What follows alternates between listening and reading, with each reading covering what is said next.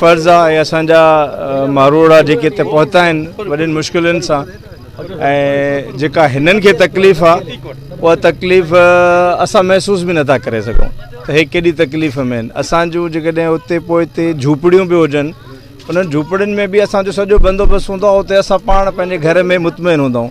हिते हर शइ जे लाइ परेशान आहियूं।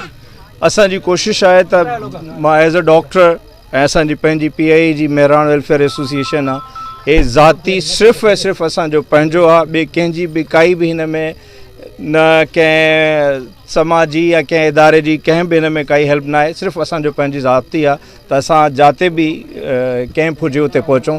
ऐं असांजी 14-15 कैंप आहे, कराची जे मुख़्तलिफ़ सचल में हुजे या भिटाई में हुजे या मारोड़ा में हुजे या घगर फाटक ताईं बि असां विया आहियूं।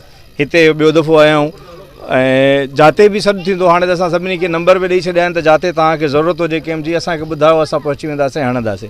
बाक़ी जेसिताईं बीमारियूं आहिनि त कॉमन बुखार, मलेरिया, स्किन जूं तमामु घणियूं बीमारियूं, डायरिया तमामु घणी, डिहाइड्रेशन तमामु घणियूं।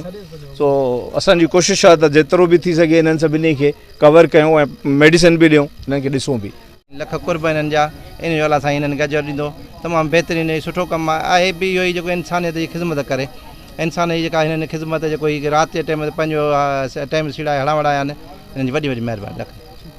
मां एज़ अ डॉक्टर ऐं ॿिया दोस्त असांजा ज़ाहिद लाशारी साहब, समी सुमरो साहब, ॿिया दोस्त जेके हूंदा आहिनि हमेशह अख़लाक शाह साहब, सभु हमेशह असां सां गॾु हूंदा आहिनि। डॉक्टर साहब अॼु चयो त हलणो आहे, असां जीअं ई ड्यूटी खां ऑफ कयोसीं हिते हलियासीं। हिते मोस्टली जेके डिज़ीज़िस आहिनि उहे स्किन प्रॉब्लम्स, गैस्ट्रो जा तमामु घणा केसिस आहिनि ऐं वायरल फीवर जेको अॼुकल्ह फैलियल आहे तमामु घणो पूरे शहर में फैलियल आहे, पर हिते तमामु घणो वधीक आहे। त इंशाअल्लाह ताला असां भरपूर कोशिशि कंदासीं त जेतिरो असां हिते कैंप जेतिरा दफ़ा बि तव्हां चवंदो अञा वधीक बि असां ईंदासीं, हाज़िर आहियूं ऐं पंहिंजे मारवाड़नि जी ख़िदमत कंदासीं इंशाअल्लाह ताला।